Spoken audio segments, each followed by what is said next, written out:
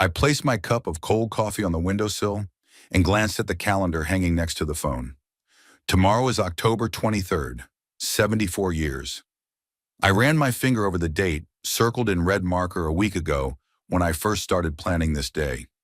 It's not that I was expecting anything special, I just wanted to get the family together. After Dorothy passed away 2 years ago, moments like this became rare. The house seemed too big for one person, a 3-bedroom brick house in an old neighborhood of Long Beach, which my wife and I bought 30 years ago when Irving was still in high school. Back then, it was noisy here. Our son brought his friends over, Dorothy cooked for the whole gang, and in the evenings the three of us watched TV, arguing about what to watch. Now I turn on the news at 7 in the morning and turn it off at 11 at night, and the TV runs in the background all day, filling the silence. I went into the kitchen and opened the refrigerator. Inside were neatly arranged containers with leftovers from dinner for the next 3 days. A habit left over from the days when Dorothy cooked in advance and divided everything into portions. I learned to do the same, only now the portions were smaller and there were more containers. I took one with stewed beef and put it in the microwave. While the food was heating up, I took out my phone and found Irving's number. Outside the kitchen window was a small backyard with an apple tree that we had planted the year our son was born. The tree had grown and now blocked part of the fence, but the apples on it were sour and small. Dorothy made jam out of them every fall, even though no one really ate it. This year the apples just fell and lay under the tree, attracting wasps. I planned to clean them up several times, but each time I put it off until tomorrow. The microwave beeped and I took out the reheated container. The beef was dry. I had clearly overcooked it. I sat down at the kitchen table, the same one where we had breakfast as a family on weekends when Irving was a teenager. Back then, he constantly complained about his homework and asked for money to go to the movies. I grumbled that we didn't have unlimited funds, but Dorothy would secretly slip him $20 and wink. My son pretended not to notice our exchanges, but he smiled. The tabletop was covered with knife scratches and stains from hot pots. Dorothy always planned to replace the table, but I said it would still serve us well. Now these marks seem like our family's history recorded in wood. Each scratch reminded me of an evening when we cooked dinner together or a Sunday breakfast with pancakes that Dorothy baked according to her mother's special recipe. I picked up the phone and dialed the number. The ring seemed especially long. A delivery truck drove by outside the window, and I automatically noted that the driver was speeding. It was a habit of the port inspector to notice such details even 3 years after retirement. "Dad?" Irving's voice sounded surprised, as if he wasn't expecting my call. "Hi, son. How are you?" "Fine, at work. What's up?" The question caught my attention. Irving never used to ask what was up when I called. We just talked about the weather, work, cars. Now every call I made was treated as an alarm signal. I could hear background noise. Someone talking next to him, probably co-workers. "Nothing's wrong. Just wanted to remind you about tomorrow's birthday. Thought you might come by?" Dorothy always said the family should get together on important days. The silence on the other end seemed too long. I heard Irving sigh heavily, and that wasn't a good sign. "Dad, I told you that Paige and I have plans for tomorrow. We agreed to go to the ocean. She's wanted to do that for a long time. The ocean isn't going anywhere, but birthdays only come once a year, especially when you're 74, which is a respectable age.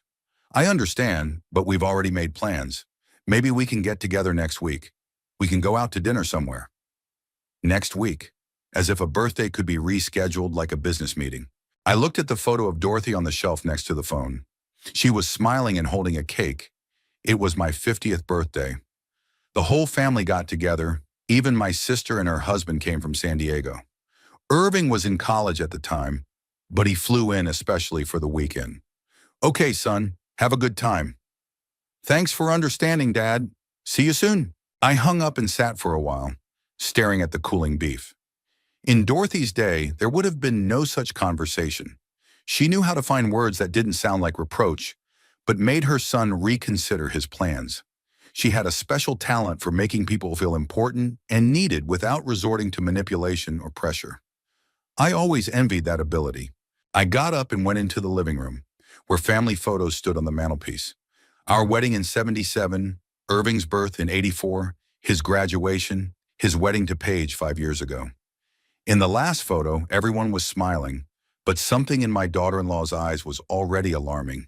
Her smile was too bright, her back too straight, as if she were posing for a magazine rather than a family album. After the wedding, Dorothy said that Paige seemed a little cold to her, but I didn't pay any attention at the time. I thought my wife was jealous that our son had found a partner. Now I understand that Dorothy had an intuition about people that I didn't value highly enough. She saw what I preferred to ignore, hoping that time would put everything in its place. I sat down in my chair, the brown leather one we bought 20 years ago. Dorothy said at the time that it was too big for the living room, but I insisted. Now the chair was the only place in the house where I felt comfortable. The armrests were worn in the places where I usually rested my hands, and the cushion was indented under my weight. This chair remembered thousands of evenings spent reading or watching television. I turned on the TV and found a news channel. The announcer was talking about traffic problems on the Los Angeles freeways, the same traffic jams they had talked about yesterday and the day before. I switched to a sports channel where they were discussing the upcoming NBA season. I had never been particularly interested in basketball, but the voices of the commentators created the illusion of other people being in the house. 35 years of working at the Port of Long Beach had taught me to read people quickly and accurately. Longshoremen, drivers, clerks, managers, they all passed through my department, and I could see who was working honestly and who was trying to cheat the system. Paige had the same forced smile as people who hide their true intentions. She smiled too broadly and too long, as if she had rehearsed it in front of a mirror. I picked up a book from the table next to the armchair, a biography of Admiral Nimitz, which I had been reading for 3 weeks. After my wife's death, reading became more difficult, my attention wandered, and I had to reread the same pages. But books helped me structure my time and not think about how my life had changed. Military history had always interested me more than fiction. It had clear facts, logical decisions, understandable causes and consequences. It was getting dark outside. October evenings in California came quickly, and soon it was necessary to turn on the lights throughout the house. Another habit left over from Dorothy. She didn't like sitting in semi-darkness and always turned on the lamps as soon as the sun set below the horizon. She said that light makes a house alive, and darkness turns it into a tomb. I got up and turned on the floor lamp next to the armchair, then the table lamp by the window, then the chandelier.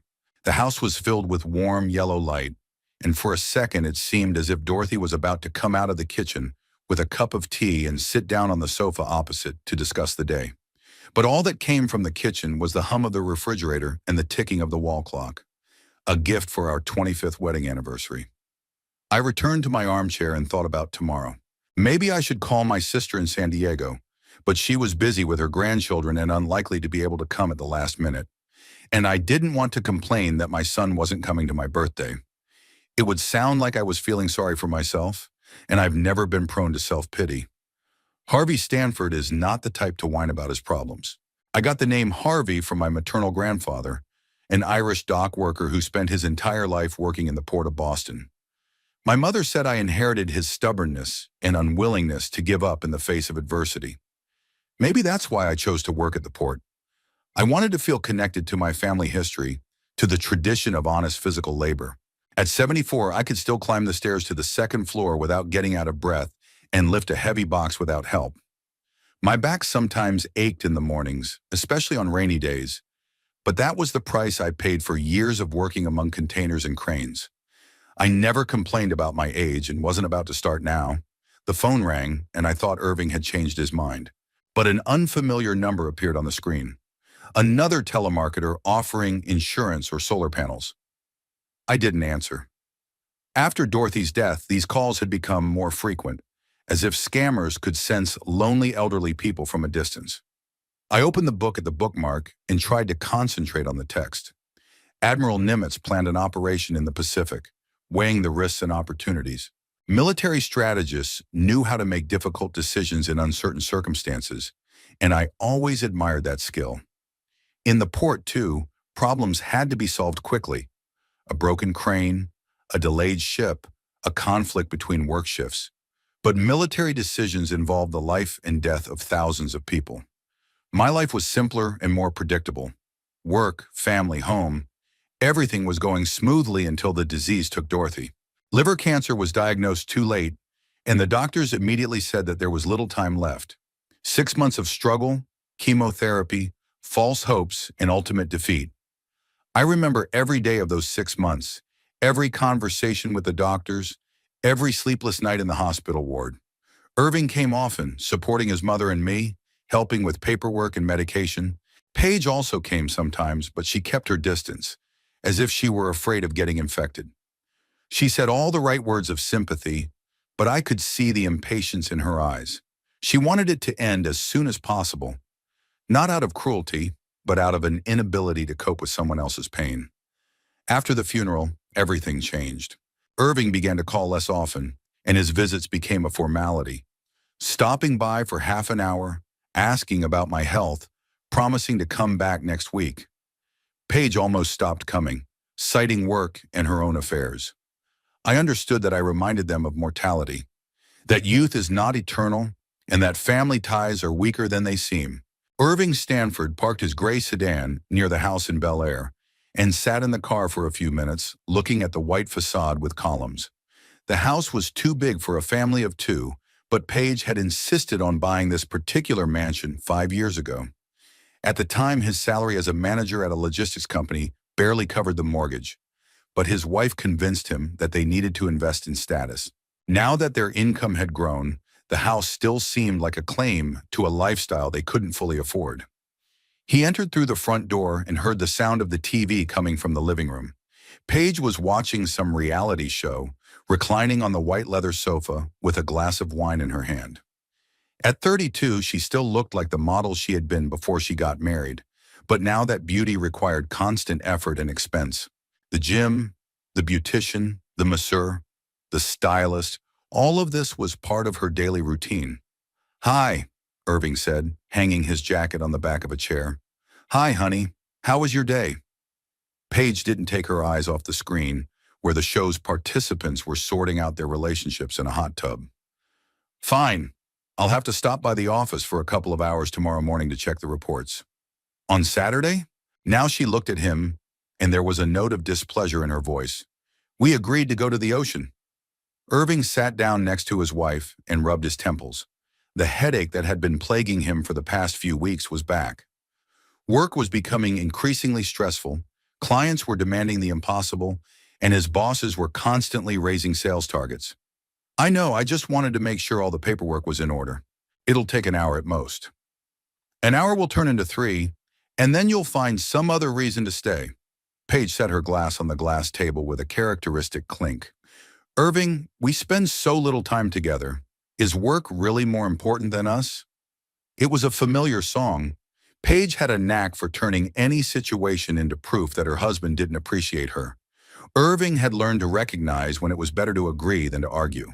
Arguing only made the situation worse and led to long explanations that didn't convince anyone anyway. "You're right. The documents can wait until Monday." "That's great." Paige smiled and moved closer. "I can already imagine us lying on the deck of a yacht, drinking mojitos and forgetting all our problems." "A yacht?" Irving was surprised. "I thought we were just going to the beach. Honey, do you really want to spend the weekend among crowds of tourists with children?" Paige's voice took on a condescending tone. "I found a great rental option. A small yacht for the whole day, just the two of us and the ocean." Irving calculated in his mind how much it might cost. Yacht rentals in Long Beach cost at least $500 a day, and if Paige had chosen something special, the price could be twice as high. But he saw the sparkle in her eyes and knew that refusing would lead to an argument. "Okay, if you think it's a good idea." "I've already made the reservation." Paige kissed him on the cheek. "We need to be at the marina at 9 in the morning." Irving nodded and got up to change. In the bedroom, he took off his tie and shirt, looking at himself in the mirror. At 38, he was beginning to notice the first signs of aging. Wrinkles around his eyes, gray hair at his temples, a slight paunch. Paige had noticed these changes too, and wasn't shy about commenting on them. She suggested he join a gym, see a dietitian, visit a cosmetologist. For her, aging was an enemy that had to be fought with all available means. The phone rang as he was putting on his t-shirt. His father's name appeared on the screen.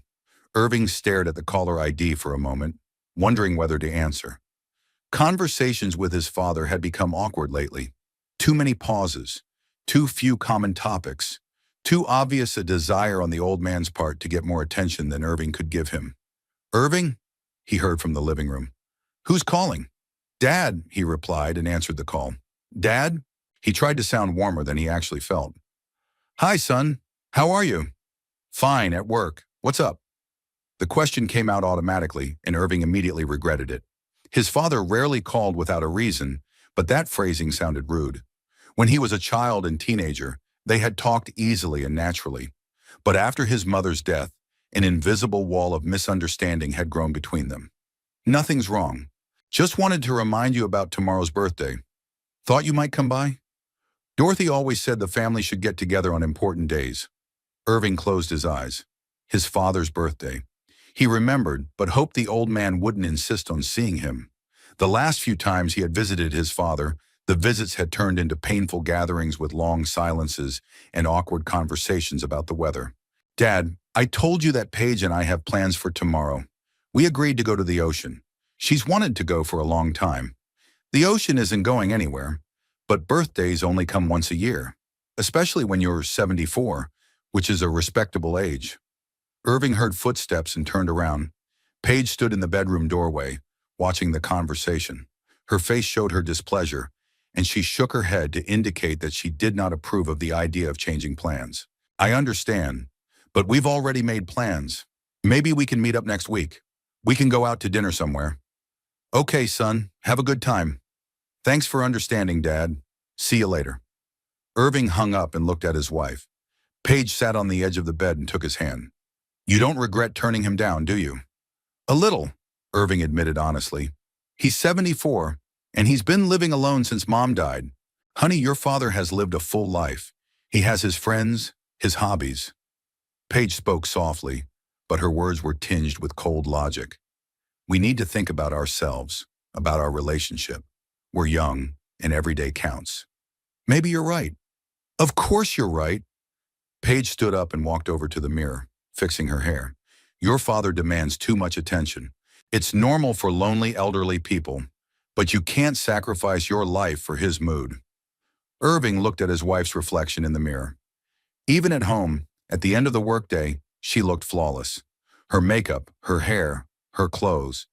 Everything was thought out to the smallest detail. Sometimes it seemed to him that he was living with a beautiful stranger who was playing the role of a loving spouse, but inside remained cold and calculating. "Do you remember how we met?" Irving asked unexpectedly. "Of course." Paige smiled but did not turn away from the mirror. "A restaurant in Beverly Hills, your company's corporate party. You came up to me and said I was the most beautiful girl in the room. I said you looked sad." "Really?" Now she turned around. "I don't remember, but you were very gallant and attentive. Not like the other men there." Irving remembered that evening better than he would have liked.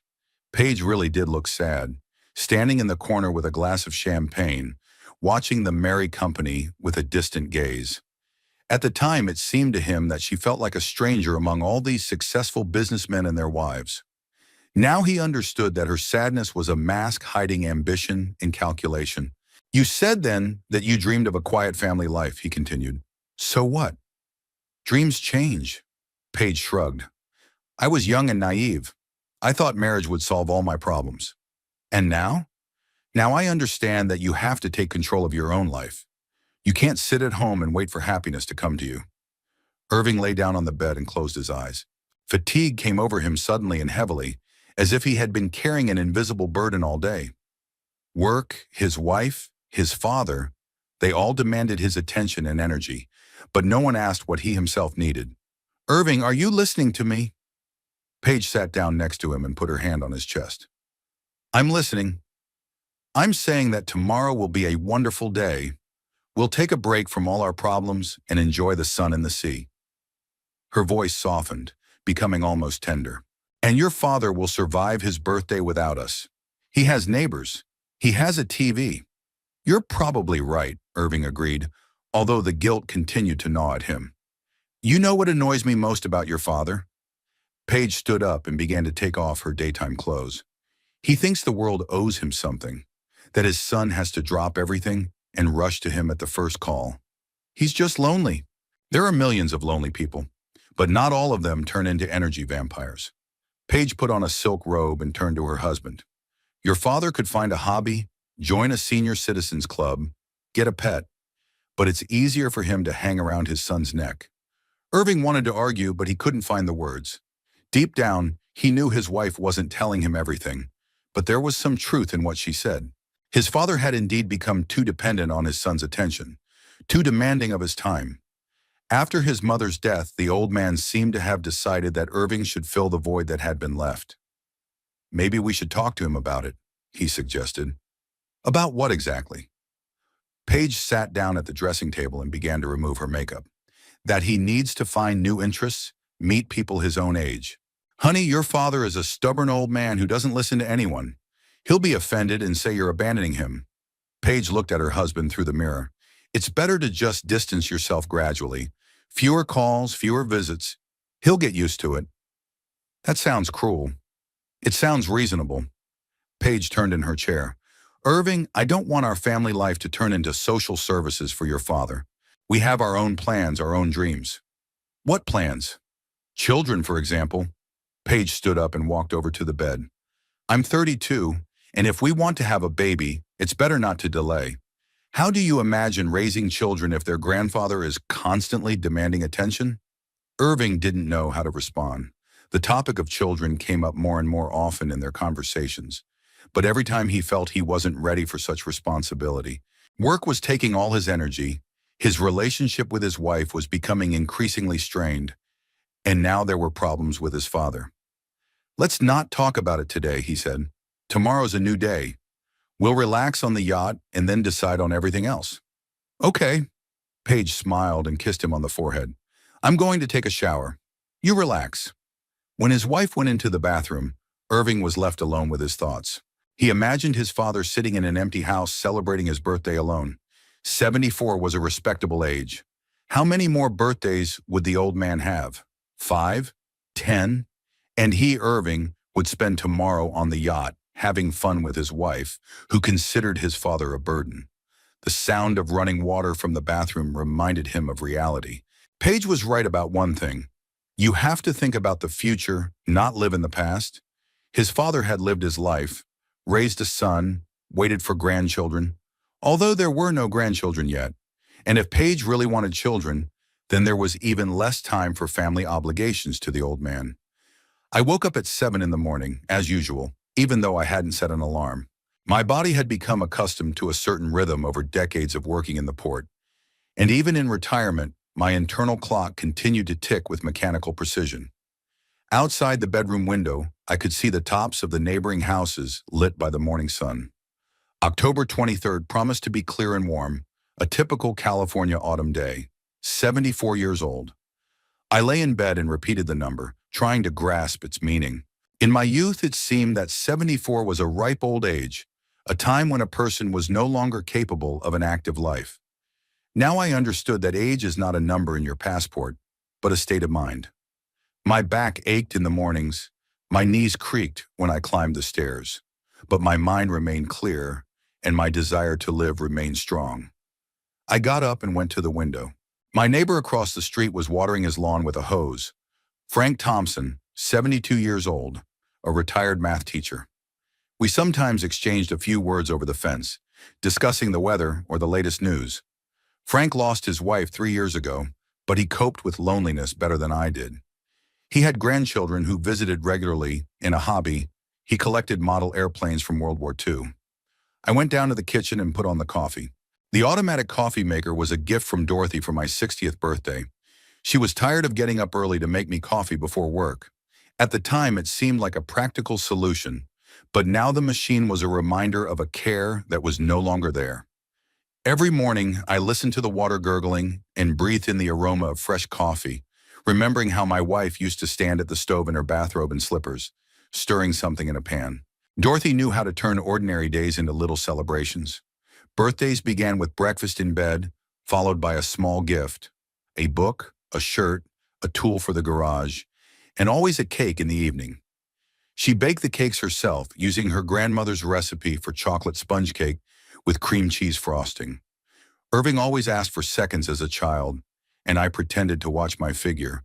even though I ate no less than my son. I poured coffee into my favorite cup, a white ceramic one with the words "Best Dad in the World" on it, a gift from Irving in 8th grade. The inscription had faded from time and frequent washing, but I continued to use this cup every morning. Maybe out of superstition, or maybe out of unwillingness to admit that my relationship with my son had changed. I sat down at the kitchen table and opened the morning newspaper. The habit of reading the printed news remained from the days when the internet was a luxury rather than a necessity.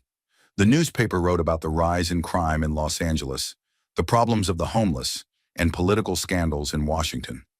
The same news as yesterday and the day before, only with new numbers and names. The world kept turning, people kept making the same mistakes, and I sat in my kitchen drinking coffee on my 74th birthday. The phone was silent. I glanced at it several times, waiting for a call from Irving. Maybe my son had changed his mind. Maybe Paige had agreed to postpone the trip. But the screen remained dark, and the silence in the house became more and more palpable.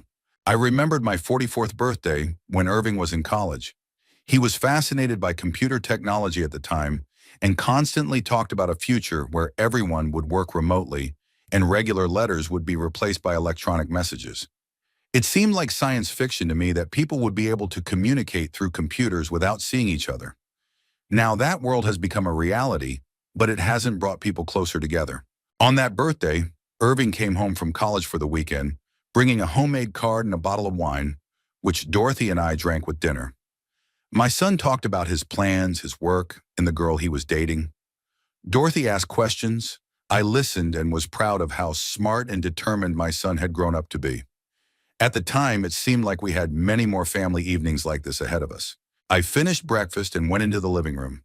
There was a stack of greeting cards on the table, one from my sister in San Diego, two from former coworkers, and one from an insurance company with the usual wishes for health and happiness. Dorothy always said that cards were a relic of the past, but I liked reading handwritten messages, feeling that someone had taken the time to choose a beautiful picture and write a few warm words. The card from my sister Lorraine was especially touching. She wrote about how proud she was of me, how she missed our childhood years in Boston, how she would like to visit, but her grandchildren were sick and she couldn't leave her daughter alone. At the end, she promised to call in the evening and invited me to visit her for Thanksgiving. Lorraine had always been more emotional than me, expressing her feelings more easily and not shy about showing affection. I took Dorothy's photo from the table and looked closely at her face.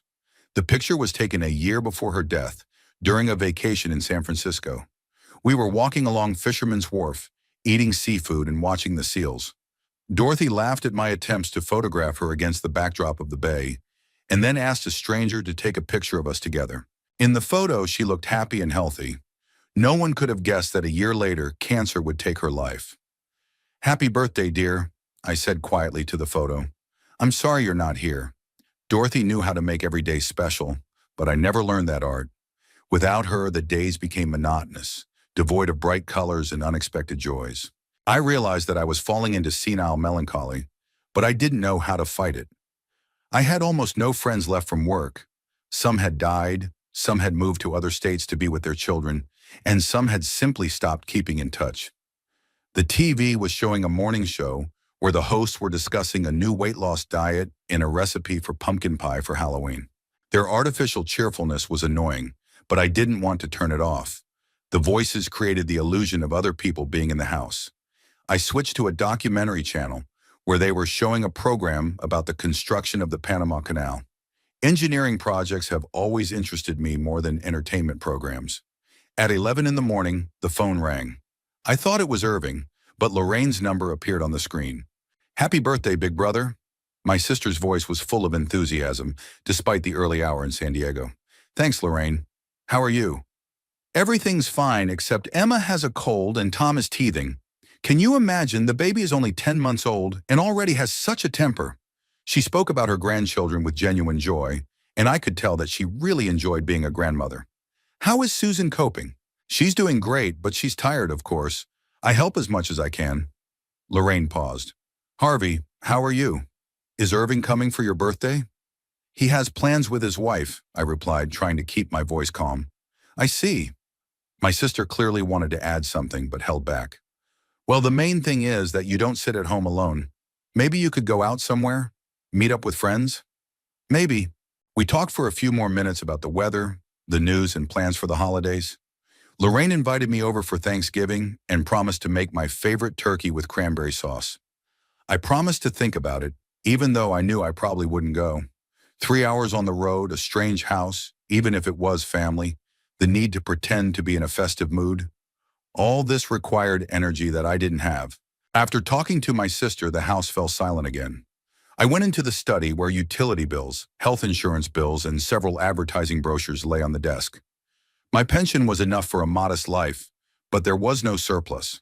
Dorothy had always managed the family budget, and after her death, I had to learn this skill on my own.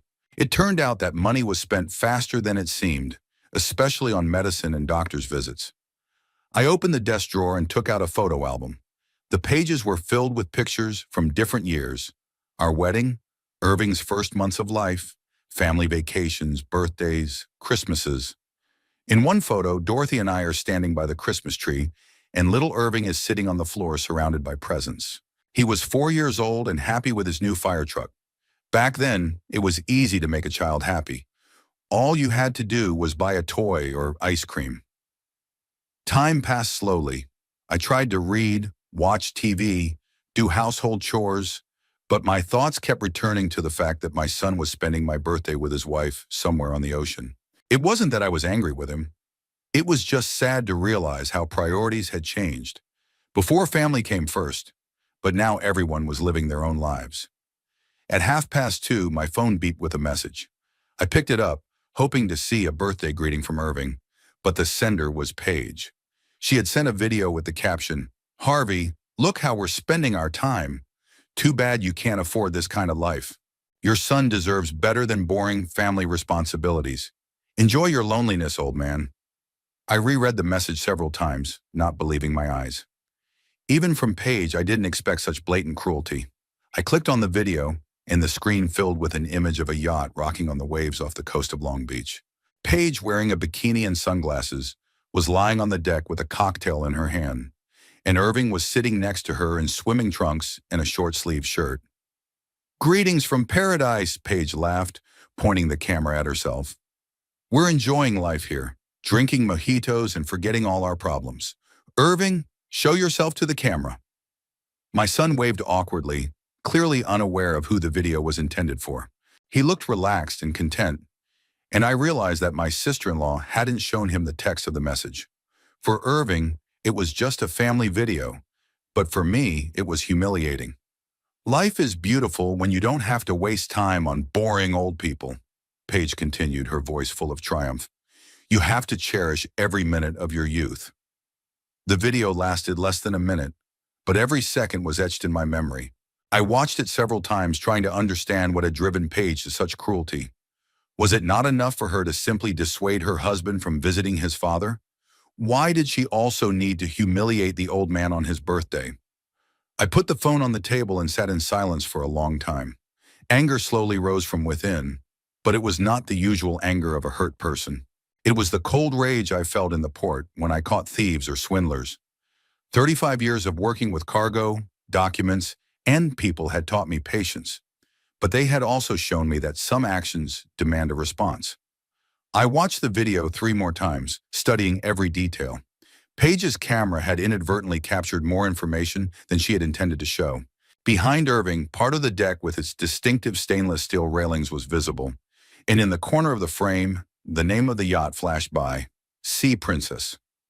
White letters on a blue hull, the standard font used by most boat rental companies in Southern California. I knew that yacht.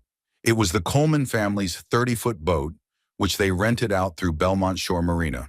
Old Jim Coleman was one of the marina's regular customers. He imported auto parts from Japan, and we got along pretty well. After his death 5 years ago, the business had passed to his son Mike, but the yacht remained in the family as a source of additional income.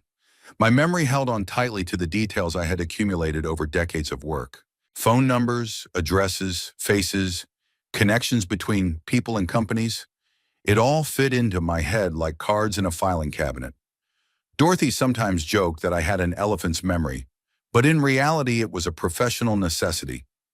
At the port, you had to remember who was an honest partner and who might let you down at a critical moment.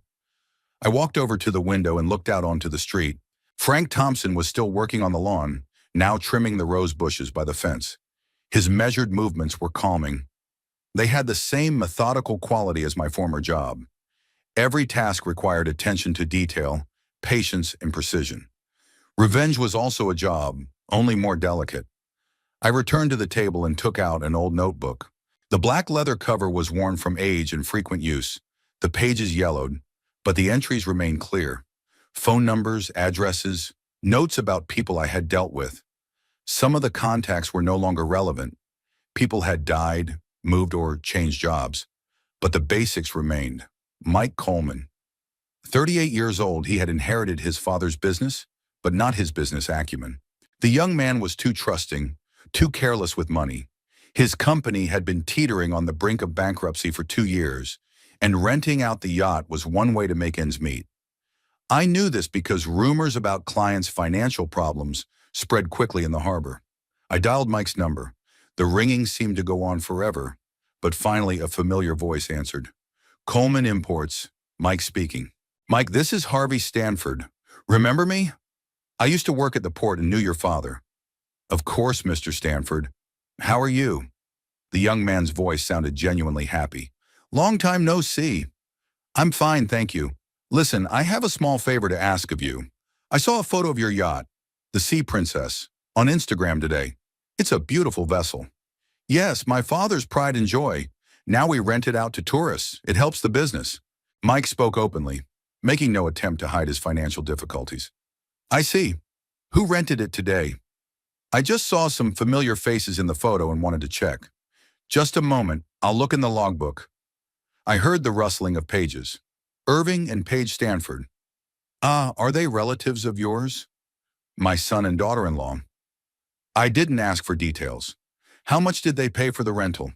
$700 a day plus a $200 deposit. Good customers. Everything was done correctly. Mike was clearly proud of the deal. Who exactly paid? I want to give them a gift, reimburse their expenses. Paige Stanford paid with a credit card. To be honest, the card didn't go through at first, so I had to call the bank to confirm the transaction. That was an interesting detail. Problems with the card could mean that the young couple had spent more than they planned, or that their credit limit was running out. I thanked Mike and promised to stop by his office in the next few days. After the conversation, I sat down in a chair and thought about the information I had received. $900 for a day on a yacht was a significant amount for a middle-income family. Irving earned a decent living, but not enough to spend that kind of money on entertainment on a regular basis. So this was a special expense, perhaps related to Paige's desire to impress or some important event. I took out my laptop, a gift from Irving last Christmas. The computer was rarely used, mainly for reading the news and communicating with the bank. But sometimes the internet provided information that couldn't be obtained by phone. I opened the browser and started searching. Paige's social media accounts were open to everyone. Her Instagram page was full of photos from expensive restaurants, spas, boutiques, and resorts. Each photo was accompanied by hashtags about the good life, success, and dreams coming true. Judging by the frequency of her posts, Paige spent most of her time creating an illusion of luxury for her followers. Photos from recent months showed an increasing pace of spending. Dinner at a restaurant for $200 per person, a massage at an elite spa for $300, shopping at designer stores. If the photos are to be believed, the young family spent at least $3,000 a month on entertainment alone. With Irving's pre-tax salary of $7,000, this meant living beyond their means. I found the phone number of Tony Morales, an old acquaintance of mine who now worked as a manager at Wells Fargo Bank in Long Beach. We crossed paths at work when Tony was involved in financing import operations for port companies. He was a smart guy, good with people and paperwork. Tony, it's Harvey Stanford. How are you? Harvey, I haven't heard your voice in 100 years. How's retirement? Tony spoke English with a slight Spanish accent that hadn't disappeared even after 20 years of living in America. Not complaining. Listen, I have a delicate request. I need some advice on a financial matter. I'm listening. My son and his wife are taking out loans and spending more than they earn. I want to understand the scale of the problem, maybe help. I spoke cautiously without mentioning names. I see. If they have credit card debt or late payments on a loan, that's serious. Banks are keeping a close eye on such cases now. How can I check their credit history? Officially, only with the borrower's consent. But if you know their social security number and date of birth, you can make a request as a relative concerned about the family's financial situation. Tony paused. True, it's not entirely legal. I understand. Give me the details and I'll see what I can do. But this is between us, okay? I gave Tony the information about Irving and Paige. I knew their social security numbers as their father. They were needed for tax returns when my son still lived at home. Tony promised to call back in a couple of hours. While waiting for the call, I studied information about the company where Irving worked. Pacific Logistics was a medium-sized company specializing in international transportation. The salary of a middle manager was indeed about $7,000 a month, but after taxes, insurance, and pension contributions, no more than $5,000 remained. With a rent of $2,500 a month, car expenses, food, and utilities, the young family had no more than $1,000 left for everything else. But judging by Paige's lifestyle, they were spending at least 3 times that amount. Simple math showed that the family was living on credit. Tony called back at 4 in the afternoon. His voice was serious. Harvey, the situation is worse than you think. Your son has 4 credit cards, all of them almost at their limit. The total debt is about $30,000. $30,000? I couldn't hide my surprise. That's not all. There's a consumer loan for $15,000, taken out 6 months ago, and a car loan for $10,000. Tony read the data from the screen. The total debt is $55,000. And their income. According to official data, the family income is $7,000 a month. With such debts, they only pay the interest. They don't cover the principal. Tony sighed. Harvey, if they don't change their lifestyle, they'll be bankrupt in a year. What if they miss a few payments? The banks will start foreclosure proceedings. First, collection calls, then legal proceedings. They can garnish wages or seize property. I thanked Tony and hung up. The picture was becoming clearer. Paige was spending money the family didn't have, creating the illusion of success on social media.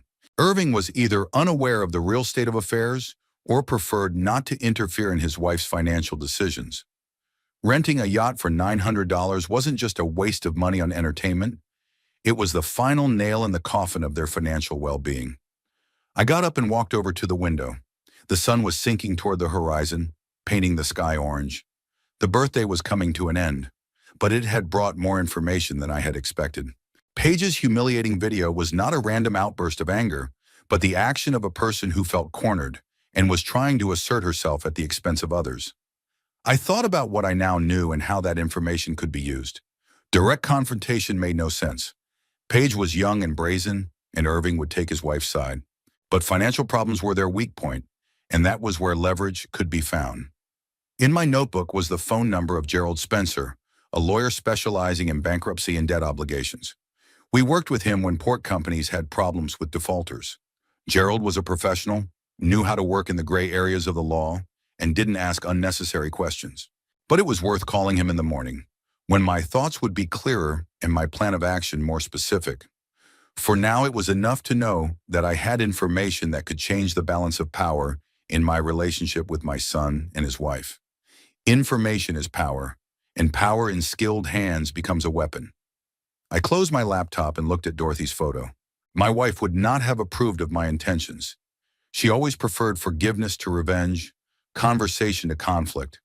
But Dorothy hadn't seen the video from Paige, hadn't heard the mockery and insults. Some actions demand a response. Otherwise, people start to think that weakness is the norm. 74 years have taught me a lot, but the main lesson was simple.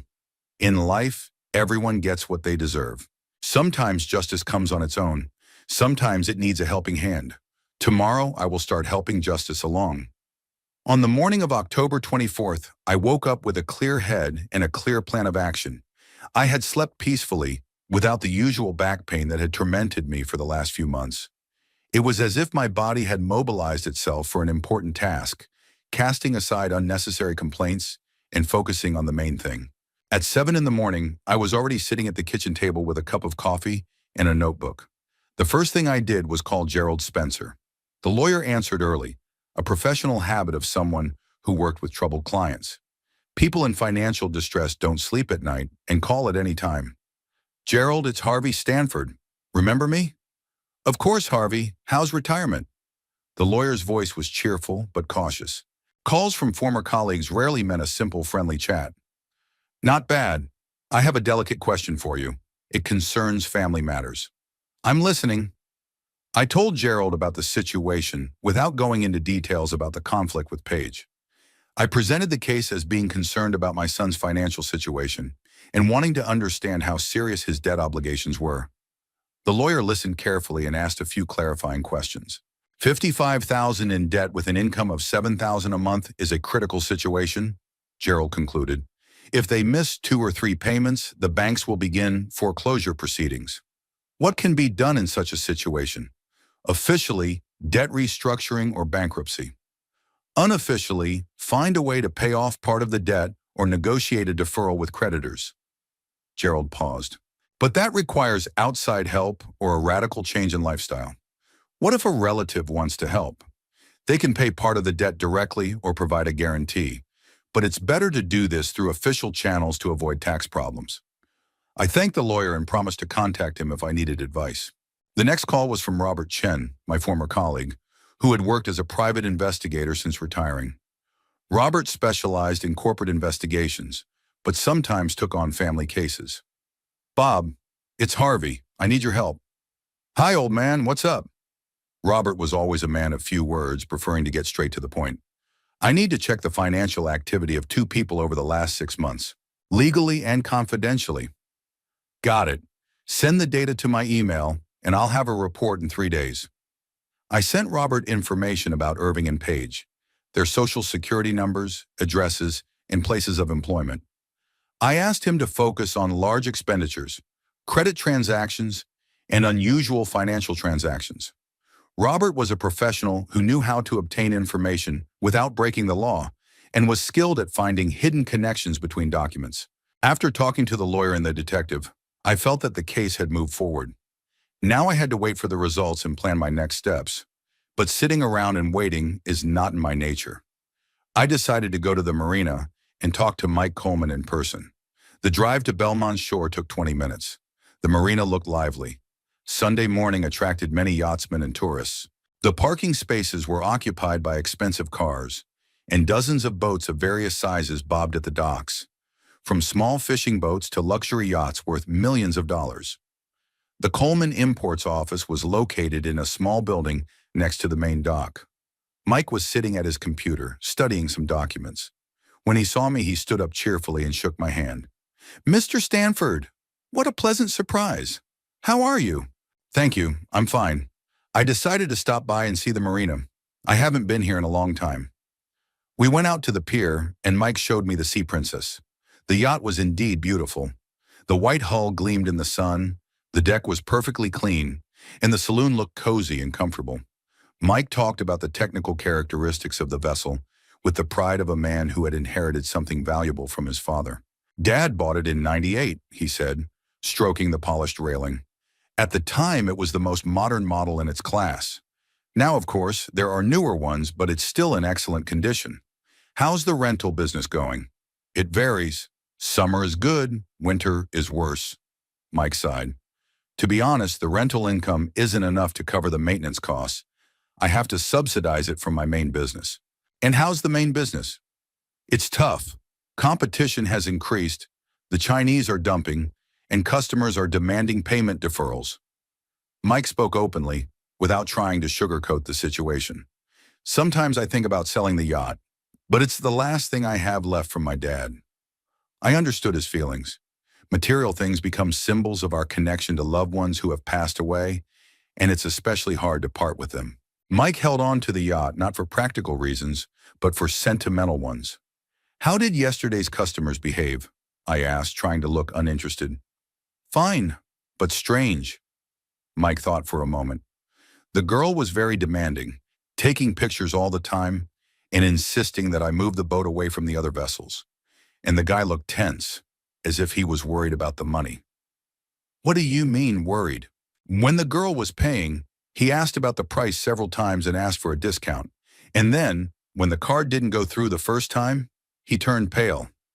Mike shrugged. Maybe he was just being cautious, but it seemed like money was a problem for them. What exactly happened with the card? The bank blocked the transaction as suspicious. The girl had to call to confirm that she was the one making the purchase. Mike smiled. Security systems are very sensitive these days, especially if a person spends more than usual. This information was useful. The bank block occurred when the customer exceeded their usual spending level or approached their credit limit. So renting a yacht was an unusually large expense for Paige, which alerted the bank's algorithms. We talked a little more about the marina's business, plans for the winter, and memories of old Jim Coleman. Mike invited me for coffee at a cafe near the office, and I agreed. At a table by the window overlooking the docks, the conversation became more candid. You know, Mr. Stanford, sometimes I think I'm not good at business, Mike admitted. My dad was tougher. He knew how to say no to customers who asked for extensions. I'm too soft. Business isn't just about being tough, I replied. It's important to understand people, to see their motives. What do you think about yesterday's clients? The question was unexpected, but I quickly figured out how to answer. Young people want to live beautifully regardless of the cost. I paused, choosing my words carefully. Such clients can be problematic if they start demanding a refund of their deposit for spurious reasons. Do you think there could be problems? I don't know. I'm just advising you to be careful with people who spend their last money on appearances. Mike nodded, clearly thinking about my words. I didn't want to cause him unnecessary concern, but I thought it was important to warn him about possible complications. People who live beyond their means often tried to get their money back by any means necessary. On my way home, I stopped by the bank where Tony Morales worked.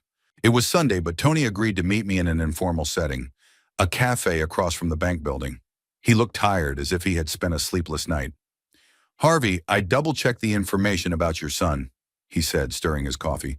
The situation is worse than I thought yesterday. In what sense? Over the past month, he has taken out 2 new loans. One secured by his car, the other a high-interest consumer loan. Tony took out a printout. The total amount of debt is no longer $55,000, but $62,000. $7,000 a month? I couldn't hide my surprise. Yes, and judging by the spending, the money went to restaurants, shops, entertainment. Tony pointed to the figures. Yesterday's yacht rental was paid for with a credit card that is already at 90% of its limit. What happens if they can't pay? The banks will start collection proceedings a month after the first missed payment. First penalties and increased interest rates, then court proceedings. Tony spoke quietly, looking around. With that amount of debt, they can garnish wages and seize property. What if a guarantor appears? It will help, but it won't solve the problem completely. They need to either pay off half of their debts or drastically reduce their expenses. Tony put the documents away. Harvey, your son is in serious trouble. Another 6 months of this, and he'll be bankrupt. I thanked Tony for the information and drove home. The picture was becoming clearer and sadder.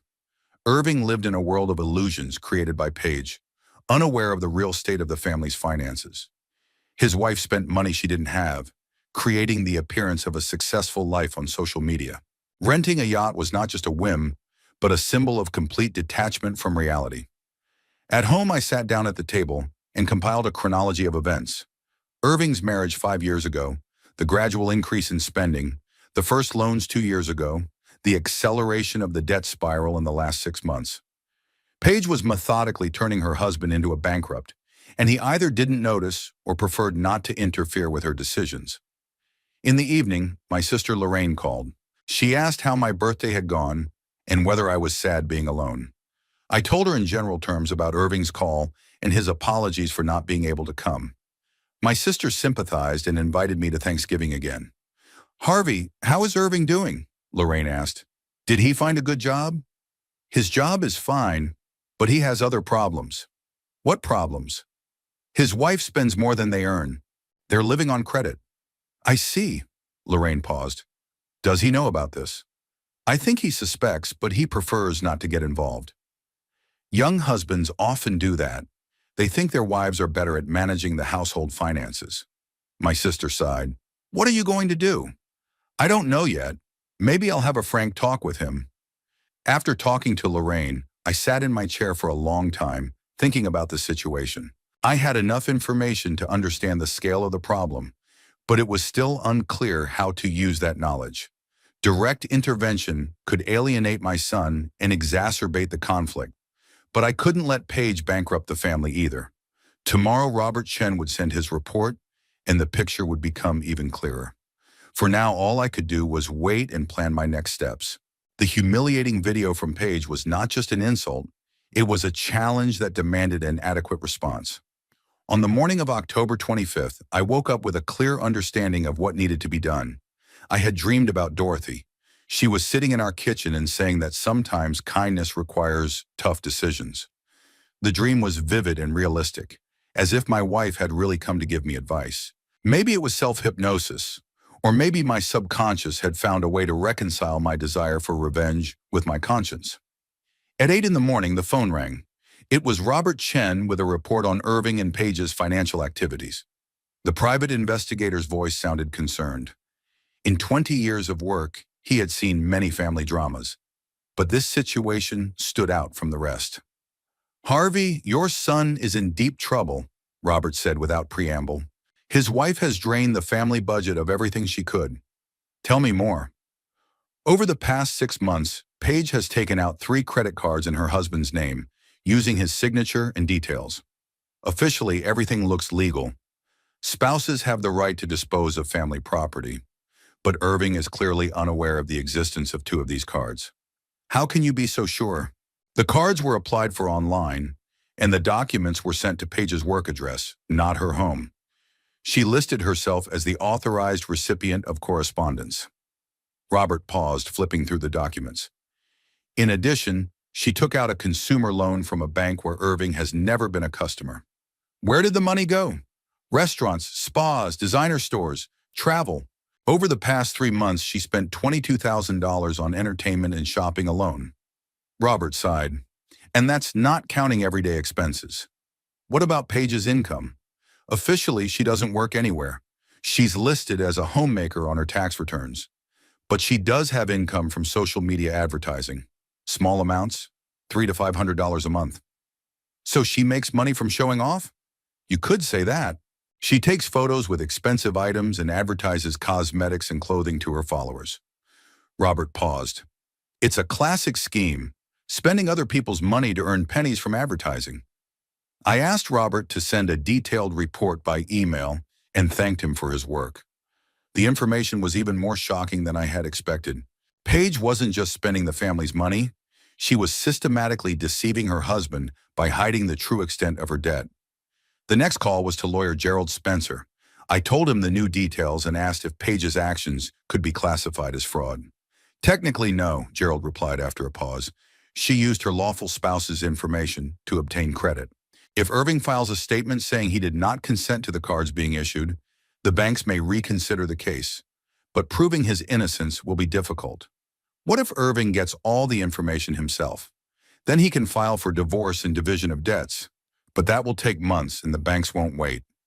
Gerald spoke slowly, weighing each word. "The best option is to pay off some of the debts now and then deal with the culprits later." "What if a third party pays off the debts?" "It's possible, but everything has to be done correctly. Otherwise, the tax authorities may have questions." I arranged to meet with Gerald the next day to discuss the details. The lawyer was willing to help with the paperwork, but warned that the procedure would take several days. Now I needed to contact people who could influence the situation from the inside. First on the list was David Harris, the human resources manager at Pacific Logistics, where Irving worked. We had known each other since his company first started working with the port, and I had helped them sort out their paperwork. "David, this is Harvey Stanford. How are you?" "Harvey, long time no hear. I'm fine, thank you." David sounded genuinely happy. "How's retirement?" "Not complaining. I have a delicate request for you concerning my son Irving." "Irving Stanford?" "Of course I know him. He's a good employee, reliable." David paused. "Has something happened?" "Not exactly. I just want to know how he's doing at work, if there are any problems with productivity or discipline." "No problems, on the contrary. Irving is one of the best managers in the department. True, he's looked tired lately, but he's doing a great job." What about his career prospects? Good. There are plans to create a new senior manager position, and Irving is one of the candidates. The salary will increase by 1.5 to 2,000 a month, David spoke enthusiastically. But the decision will not be made until December. I see. Can you tell me who else is applying for this position? Two colleagues from neighboring departments. But Irving has more experience working with Asian clients, which is important right now. I thanked David for the information and asked him not to mention our conversation to anyone. The manager promised to keep it confidential. He understood that family matters require sensitivity. The information about a possible promotion was interesting, but it did not solve the current problems. Even with a higher salary, Irving would not be able to pay off the debts his wife had accumulated. More radical measures were needed. The next call was to Frank Kowalski, an old friend of mine who worked in the credit department at Chase Bank. We served together in the Army in the late 60s and had kept in touch for decades. Frank was a man of his word. If he promised to help, he helped. Frank, it's Harvey. I need your help. Hi, old man. What's up? Frank's voice was hoarse from years of smoking, but energetic. Family problems. My son and his wife are in debt, and the situation is critical. How much do they owe? $62,000 to various banks. They earn $7,000 a month, but they spend much more than that. I see. Frank paused. Do you want me to talk to my colleagues at other banks? Can you find out what debt restructuring options they have? And how much time they have before foreclosure begins? I can. Give me the names and account numbers, and I'll see what I can do. I gave Frank the information about Irving and Page. He promised to contact his colleagues and find out what options were available for settling the debts. Banks didn't like to take cases to court. It took time and money, so they often compromised with solvent guarantors. After talking to Frank, I sat down at my computer and studied Page's social media accounts again. Since Saturday, she had posted 10 more photos. From the yacht, from the restaurant where they had dinner after their boat trip, from the boutique where she bought a new dress. Each post was accompanied by hashtags about luxury living and dreams coming true. One comment in particular caught my attention. A follower asked where Paige got the money for such a beautiful life if her husband was just an ordinary manager. Paige replied that the secret was proper budget planning and the ability to find opportunities to earn money. The cynicism of this response was striking. A woman living on credit was giving advice on financial planning. I looked through Paige's list of followers and found several familiar names. The wives of businessmen from Long Beach, whom we sometimes ran into at official events. These women knew the real financial situation of most families in town, and sooner or later, one of them would wonder where the wife of a middle manager got the money for such luxury. Reputation in a small town is a fragile thing. One careless question, one check at the bank, and the illusion of a successful life would crumble like a house of cards. But Paige didn't understand that yet, reveling in the attention of her followers and the envy of her acquaintances. At lunchtime, Tony Morales called with additional information about the young family's financial situation. Harvey, I have news. The bank where your son has a mortgage is planning to review the terms of the loan. What do you mean? They checked the borrower's solvency and found a sharp increase in debt. Under the terms of the agreement, the bank can demand early repayment if the total debt exceeds the permissible level. And what is the acceptable level? With an income of $7,000 a month, the maximum total debt is $30,000. Irving already has $62,000. Tony spoke cautiously. If the bank demands early repayment of the mortgage, the house will have to be sold. How much time do they give for repayment? Usually 30 days after notification. But it is possible to negotiate an extension if a guarantor with a good credit history appears. This information changed the balance of power. Losing her home would be a disaster for Paige. Her entire lifestyle was built on demonstrating success, and homelessness could hardly be called a success. But it would also be a blow to Irving. He was genuinely proud of his house and had put a lot of effort and time into it. I knew there wasn't much time to think. The banks had already started the verification process, and the debts continued to grow. Another month of this, and the situation would become irreversible. I had to act quickly and decisively. That evening, I drew up a plan of action for the next day. A meeting with a lawyer to draw up the documents, a conversation with the bankers about the possibilities of debt restructuring, preparation of financial guarantees. All this required time and money, but the result had to be worth the effort. The savings I had set aside for my old age suddenly had a new purpose. Money should work, not lie dead in a bank account. Dorothy always said that the main wealth is family, and everything else can be earned again. Perhaps now was the time to test the validity of this philosophy. On Monday morning, October 26th, I was already sitting in Gerald Spencer's office with a folder of documents and a checkbook. I had spent most of the night awake, thinking over the details of the plan and its possible consequences. By 7 in the morning, everything had been decided. Today was the day Paige and Irving would learn the price of their carelessness. Gerald looked through the papers Robert Chen had brought and shook his head. "Harvey, are you sure you want things to turn out this way?" he asked, putting the documents aside. "There are gentler ways to influence the situation." "Such as?" "You could just talk to your son, show him the detective's report. Maybe he'll decide to get a divorce himself or demand that his wife change her behavior. And then she'll find a way to deny everything, accuse me of interfering in their family life, and Irving will take her side." I took the video Paige sent me on my birthday out of the folder. "No, Gerald. Some people only understand the language of force." The lawyer looked through the documents again and began to draw up the necessary papers.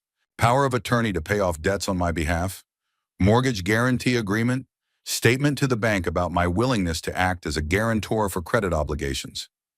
Each document was legally flawless, but together they created powerful leverage. "Do you understand what you're risking?" Gerald asked as he typed the last document. "If they refuse your help, you could lose your son for good. If I do nothing, I'll lose him too. Only more slowly." At 10 in the morning, my lawyer and I went to the bank, where Frank Kowalski was already waiting with the documents ready. The negotiations took 2 hours. Bankers were not used to elderly people taking on other people's debts without any apparent benefit. We had to explain the situation, provide proof of income and savings, and sign additional agreements. "Mr. Stanford, do you understand that you are taking on a liability of $62,000? The bank manager clarified. "In the event of default by the primary borrowers, the entire amount will fall on your shoulders." "I understand," I replied. "I have sufficient funds to cover these obligations." "Do your relatives know about your intentions?" "They will find out tonight." By noon, all the documents had been processed. The banks received guarantees of debt repayment, collection procedures were suspended, and all of Paige's credit cards were blocked until the circumstances were clarified. Now all that remained was to wait for the young couple to return from their weekend and give them a little surprise. I drove home and prepared everything I needed for the meeting. I printed out Robert Chen's report, credit card statements, guarantee documents, and agreements with banks. I sorted all the papers into folders and signed each one to avoid confusion and misunderstandings. At 3 o'clock in the afternoon, Frank Thompson, my neighbor, called. He noticed that a delivery truck had pulled up to Irving's house, and the driver had taken out several large boxes. "Harvey, something serious is going on there," Frank said. "The boxes are heavy, like furniture or appliances." "Thanks for the information, Frank." I drove up to my son's house and parked across the street. Sure enough, there were 4 cardboard boxes with expensive store logos at the entrance. Paige had apparently decided to extend the holiday and ordered something else in addition to the weekend on the yacht. I photographed the boxes and wrote down the names of the stores. This information could come in handy. At 5:30 in the evening, Irving's gray sedan pulled up to the house. I saw the young couple get out of the car, tanned, relaxed, satisfied with their weekend. Paige was carrying a large beach bag, and Irving was carrying a suitcase. They looked like a couple returning from an expensive resort, not people teetering on the brink of bankruptcy. I waited half an hour for they could unpack and settle in, then called Irving. "Dad?" My son's voice sounded surprised. "Is something wrong?" "We need to talk. It's important. It concerns your finances." "My finances?" His voice sounded wary. "What exactly?" "We can't discuss it over the phone. Come to my place, preferably with Paige. It concerns both of you." "Dad, we just got back. We're tired." "Irving," I interrupted him, "either you come now or tomorrow morning, representatives from 3 banks will come to your house demanding immediate repayment of your debts. The choice is yours." The silence on the other end seemed to last forever. "We'll be there in half an hour," Irving finally said. I made coffee and laid out the documents on the kitchen table. Each folder was labeled and contained specific information: credit cards, consumer loans, detective reports, bank agreements. Everything looked serious and official as the circumstances demanded. Exactly 30 minutes later, the doorbell rang. Irving stood on the doorstep with a grim face, and next to him was Paige in a bright summer dress and sunglasses. Even now, she was trying to look carefree and successful, but the tension was palpable in her every movement. "Come in, sit down," I said, pointing to the chairs at the kitchen table. "Dad, what's going on?" Irving asked, sitting down across from me. "You mentioned some banks. We'll talk about that later." I looked at Paige. "First, I want to thank you for the video you sent me on my birthday." Paige paled and glanced quickly at her husband. Irving looked at her, then at me, confused. "What video?" he asked. "Show him," I suggested to Paige. "Or should I show him myself?" "I don't know what you're talking about," she muttered, but her voice was shaking.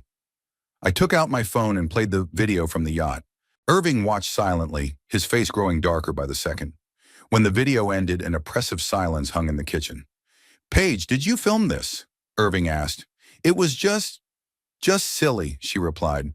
"I was a little drunk from the sun and the mojitos." "Was the message silly too?" I showed Irving the text that accompanied the video. Irving read the message and closed his eyes. When he opened them, there was so much pain in them that I almost felt sorry for my son. Almost, but not quite. "Paige, how could you?" he asked quietly. "Irving, I can explain." "Explanations later," I interrupted. "Right now, there are more important things." I opened the first folder. "Irving, do you know how much debt you have?" "About 20,000 on credit card," he replied uncertainly.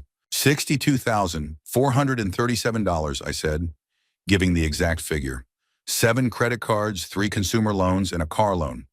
"That's impossible," Irving whispered. "It's possible." I handed him the bank statements. "Your wife took out 3 cards without your knowledge, using your information. The documents were sent to her work address." Irving looked through the papers, his face growing paler and paler. "Paige, is this true?" he asked without looking up from the documents. "I wanted to surprise you. Buy you a birthday present." She spoke incoherently, her explanations confused. "For $22,000, I showed her the spending report for the last 3 months. On restaurants, cosmetics, and entertainment. "Dad, where did you get these documents?" Irving asked. "I hired a private investigator." I opened the second folder. "When I received the video with insults from your wife, I decided to find out what was going on in your family." "You were watching us?" Paige said indignantly. "I was protecting the interests of my son, who doesn't know that his wife has bankrupted the family." My voice remained calm, but there was steel in it. "By the way, tomorrow the banks were supposed to start debt collection proceedings." "What does that mean?" Irving asked. "Wage garnishment, seizure of property, possible loss of your home?" I opened the third folder. "But that won't happen. This morning, I signed a guarantee for all your debts." Irving looked at me in confusion. "What do you mean?" "I mean that I am now your creditor. The banks have received guarantees of debt repayment from me, and all credit cards are blocked until further notice." I took out the last document. "Here is the debt restructuring agreement. You will pay me $1,000 a month for 7 years. "What if we refuse?" Paige asked. "Then tomorrow the banks will resume foreclosure proceedings, and in a month you will be left without a house, without a car, and without a credit history." I looked her in the eyes. "I'll also inform the banks that 3 credit cards were issued using a forged signature. That's a criminal offense." Paige opened her mouth to say something, but Irving raised his hand to stop her. "Dad, why are you doing this?" he asked in a tired voice. "Because you're my son, and family's more important than money." I pointed to the documents. "And because your wife sent me a video of bullying on my birthday, thinking that an old fool would put up with anything." "Paige, did you really do that?" Irving turned to his wife. She was silent, staring at the floor. "Answer me," he said sharply. "Yes," Paige admitted quietly. "But I didn't mean to. It was impulsive." "Impulsive?" Irving stood up from the table. "You ruined our family, cheated on me for 6 months, and then you mocked my father?" "Irving, let me explain." "Explain it at home," he said coldly. "I need to sign the papers and thank my father for saving us from prison." Irving picked up a pen and signed the debt restructuring agreement. Paige sat silently, realizing that her world was falling apart before her eyes. No more credit cards, no more spontaneous spending, no more glamorous life on social media. Thanks, Dad, Irving said, handing the documents back to me. I didn't know. I didn't think it was that serious. Now you know. I put the papers in a folder. And remember, there won't be a next time. A week after signing the agreement, I was sitting in my chair reading the evening news when the phone rang. It was Irving, and I could tell from his voice that he'd had a rough week. In 7 days, my son had had time to rethink a lot of things, and we had a serious conversation ahead of us. Dad, can I come over? Alone. My son's voice sounded tired and something else. Maybe shame or just emptiness. Of course. I'll be waiting.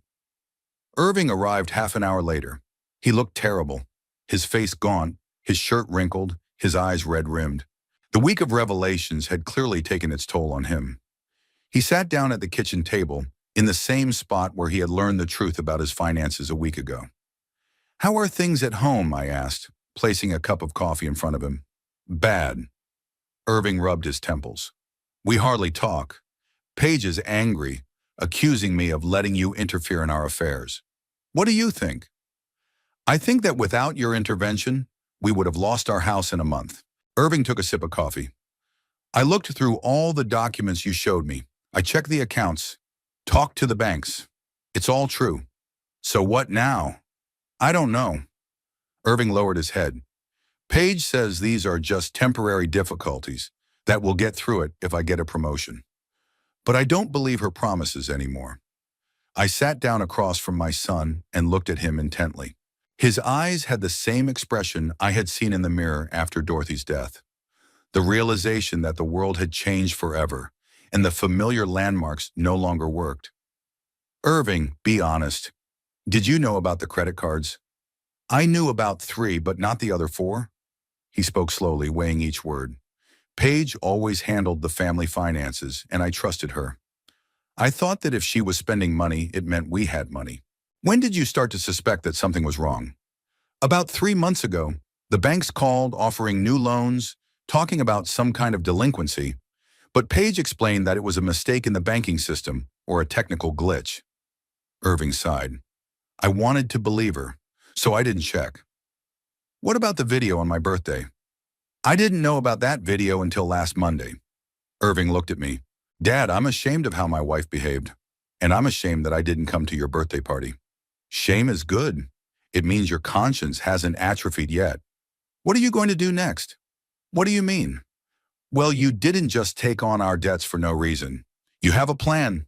Irving spoke cautiously, as if afraid to hear the answer. I got up and walked over to the window. It was getting dark outside, and the lights were coming on in the windows of the neighboring houses. The ordinary, everyday life of ordinary people who go to bed without thinking about debts, betrayals, and family dramas. I wanted to be one of them, but circumstances had turned out differently. There's no plan as such, I admitted. I just didn't want my son to go bankrupt because of his wife's stupidity. As for his wife herself, that's up to you to decide. Meaning? Meaning you're an adult and you have to decide for yourself who you want to live with. Irving was silent for a long time, staring into his cup. When he spoke again, his voice sounded firmer. Dad, will you forgive Paige if she apologizes for the video? No, I replied without hesitation. Some things cannot be forgiven. She showed her true colors, calculating and cruel. An apology won't change that. I understand, Irving nodded. Have you forgiven me? There's nothing to forgive. You made a mistake by trusting the wrong person. It happens to everyone.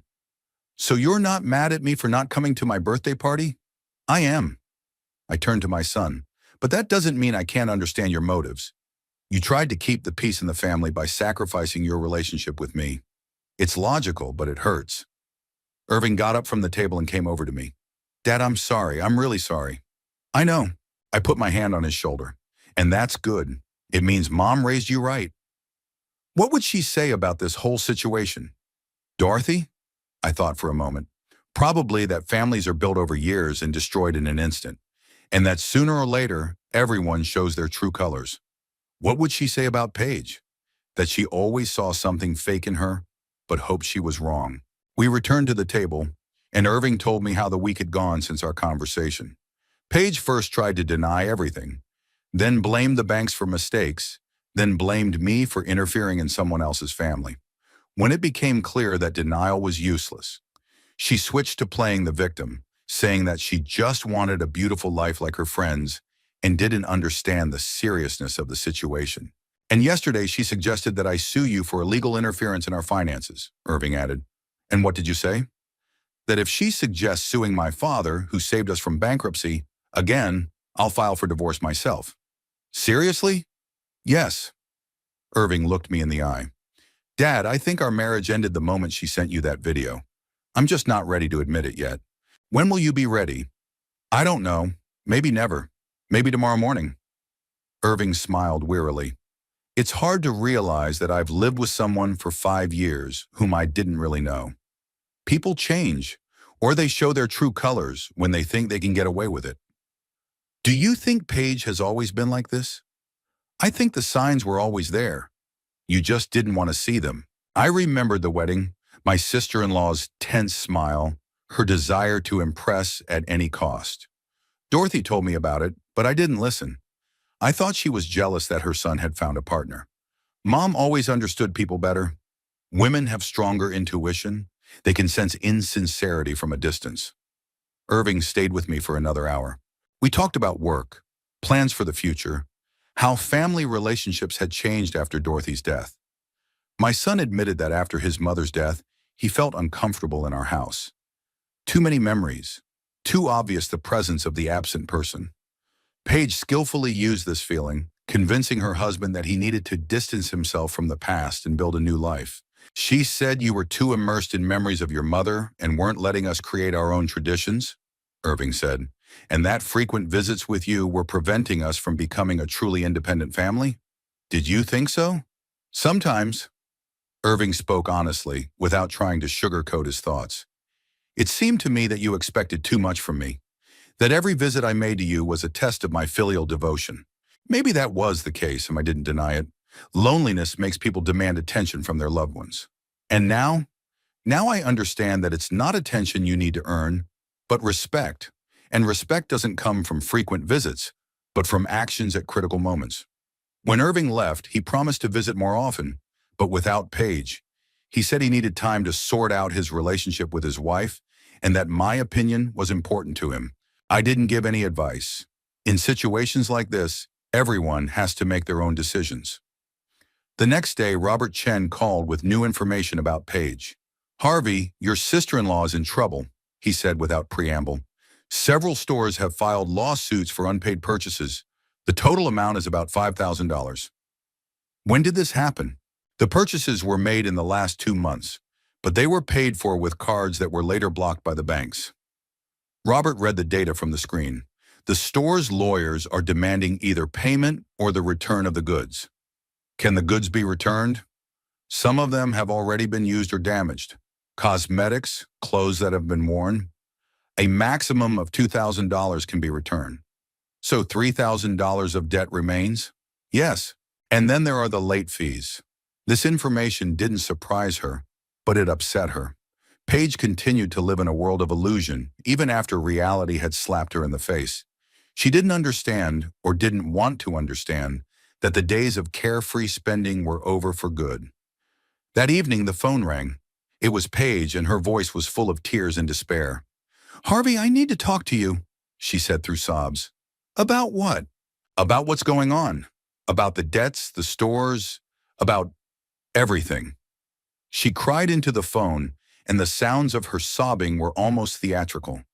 Paige, if you want to talk, come over, but no tears or hysterics. I'm too old for emotional dramas. She arrived an hour later. She looked terrible. Her face was tear-stained, her hair was a mess, and she was wearing old clothes instead of her usual designer outfits. She sat on the edge of a chair, as if she were ready to jump up and run away at any moment. Harvey, I want to apologize, she began in a trembling voice. For the video, for the debts, for everything. I realize I was wrong. You realize. I looked at her intently. Or do you just want me to believe that you realize? I really do understand, she exclaimed. I never wanted to hurt you. I just wanted a beautiful life, like everyone else, at someone else's expense. I thought we could make it work, that Irving would get a promotion, our income would increase. Paige spoke quickly, her words tumbling out. I didn't think about the consequences. And now you do? Yes. And I'm ready to fix everything. Return the goods to the stores, find a job, save on everything. She looked at me hopefully. Give me a chance to make it right. Me? I was surprised. What does this have to do with me? Fix your relationship with your husband. That's his decision. But he listens to you. If you say you forgive me, I won't, I interrupted her, because I don't forgive you, and I'm not going to forgive you. But why? I'm sorry. Paige, you cheated on your husband for 6 months, bankrupted your family, and then mocked an old man on his birthday. I spoke calmly but firmly. Apologies won't help here. What will help? Nothing. I got up from the table. Some things can't be fixed with words. You can try to fix them with actions, but not for me, for Irving. Paige sat in the kitchen for another half hour, trying to convince me to give her a second chance. She talked about her love for Irving, her plans for the future, how she would change if I helped save the marriage. But I didn't believe a word she said. Too many lies had been told before to trust new promises. When she left, the house became quiet again. I sat down in my chair and thought about what had happened over the past month. A lonely birthday led to discoveries that changed the lives of the whole family. Paige lost control of the family finances and her reputation. Irving lost his illusions about marriage. And I got the chance to show my son that his old father could still be useful in a difficult moment. Was it fair? I think so. Everyone got what they deserved. Irving learned that trust must be tested. Paige learned that actions have consequences. And I learned that I can protect my family when it really matters. There will be no reconciliation. Too much water has flowed under the bridge. Too much has been said and done. But that wasn't necessary. What was important was to show that the Stanford family would not allow anyone to mock them with impunity. The lesson has been learned. The scores have been settled. Now everyone can move on with their conclusions.